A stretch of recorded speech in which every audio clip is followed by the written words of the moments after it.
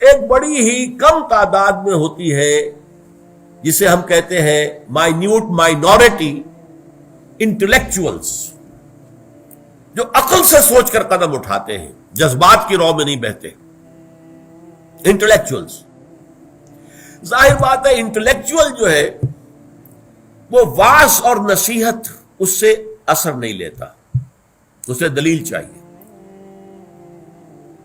قُلْ هَاتُوا بُرْهَانَكُمْ إِن كُنتُمْ صَادِقِينَ، جیسے کہ قرآن مجید کہتا ہے مشرکین سے یا مخالفین سے یا کافروں سے، قُلْ هَاتُوا بُرْهَانَكُمْ إِن كُنتُمْ صَادِقِينَ، اگر تم سچے ہو تو لاؤ برہان، اپنی دلیل لاؤ.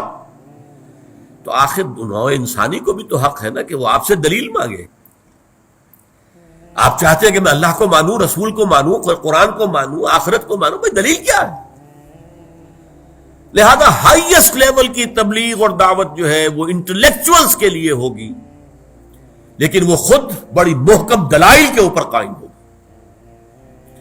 قرآن مجید میں سورہ نحل کے آخر میں ایک آیت آئی ہے، ادعو الی سبیل ربک بالحکمت والموعظۃ الحسنۃ وجادلہم باللتی احسن، بلاؤ اپنے رب کے راستے کی طرف. نمبر ایک حکمت کے ساتھ، نمبر دو اچھے واعظ کے ذریعے سے، اور نمبر تین مجادلہ ہو تو وہ بھی بڑے حسین انداز میں. یہ تین لیولز جو میں نے آپ کو گنوائے ہیں یہ اس آیت سے ان کا استنباط ہے کہ معاشرے میں ایک طبقہ وہ ہے جو حکمت سے بات سمجھے گا، صرف واعظ سے نہیں، جذبات سے نہیں. آپ کو بات اپنی ثابت کرنی پڑے گی، دلیل دینی پڑے گی. بات منوانی ہے تو مان لائیے، ہاتھوں برہانکم. فلسفیانہ سطح پر، حکمت کی سطح پر جو مختلف فلسفے انہیں رد کرنا ہوگا، ان کی تردید کرنی ہوگی دلیل کے ساتھ. جیسے ایک زمانے میں جب یورپ کا فلسفہ اور خاص طور پر یونانی فلسفے کا حملہ ہوا عالم اسلام پر، تو امام غزالی کھڑے ہوئے، تحافت الفلاسفہ ایک کتاب لکھی عظیم، ان تمام فلسفوں کی نفی کر دی گئی دلیل کے ساتھ. دلیل کے ساتھ فلسفے کی دلیل فلسفے سے ہوگی، فلسفے کی دلیل واعظ سے نہیں ہو سکتی. جیسے کہ کہاوت ہے لوہے کو لوہا کاٹتا ہے، عربی میں بھی ہے یہ، ان الحدید بالحدید یفلح، لوہے کو تو لوہا ہی کاٹ سکتا ہے. لہذا فلسفے کے مقابلے میں فلسفے کی سطح پر بات کرنی ہوگی، فلسفے کو رد کرنے کے لیے فلسفے کی سطح پر دلیلیں لانی ہوگی. یہ ہے بلند ترین مقام دعوت و تبلیغ کا. اسی طریقے سے ارسطو کی منطق کا جو بڑا شہرہ ہو گیا تھا اور پورے عالم اسلام میں گویا کہ وہ اس طریقے سے کہ معلوم ہوتا ہے کہ سب سے اعلیٰ شے ہی منطق ہے ارسطو کی، ایرسٹوٹلین لاجک، ارسطو کی منطق.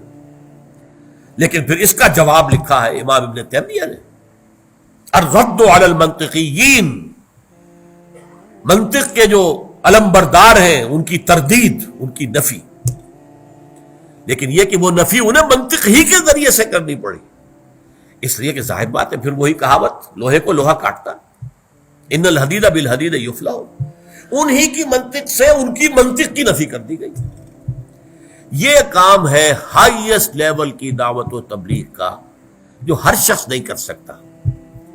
اس کے لیے اسپیشلائزڈ لوگ درکار ہیں، پوری زندگیاں انہوں نے کھپائی ہوں، جو مروجہ فلسفے ہیں، نظریات ہیں، ان کا گہرا تنقیدی مطالعہ کیا ہو. کریٹیکل سٹڈی، صرف سٹڈی نہیں، کریٹیکل سٹڈی، تنقیدی مطالعہ.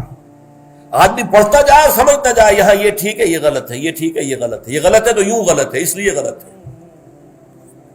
اس طرح کی سٹڈی، اسے کہتے ہیں کریٹیکل سٹڈی.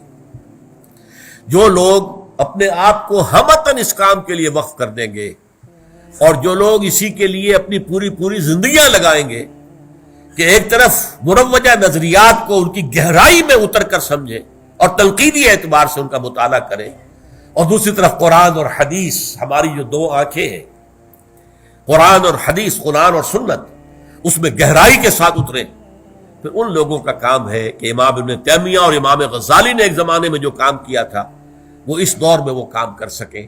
ظاہر بات ہے اس میں وقت لگتا ہے، صلاحیت لگتی ہے، قوت لگتی ہے، زندگی لگتی ہے. ایک ذہین آدمی اپنے اچھے کیریئر چھوڑ کر اس کام میں آئے گا تبھی تو ہوگا نا.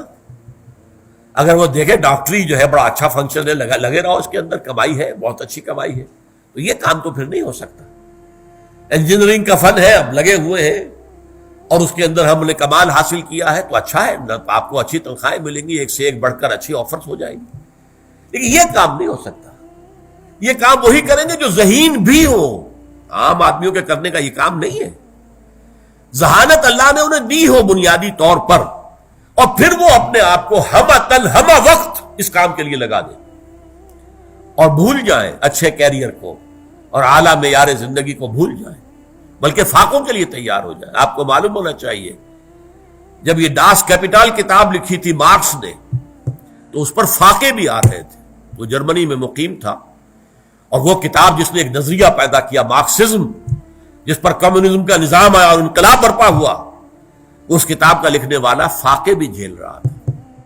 تو دنیا میں جسے ہم کہتے ہیں کریٹو ورک، تخلیقی کام، وہ تو اس طرح سے نہیں ہوتا کہ آپ بڑے آرام سے بنگلوں میں رہتے ہو، کوئی سرکاری جو ہے محکمے کی کوئی بہت اونچی پوسٹ آپ کے پاس ہو، پھر وہ کام نہیں ہوتا.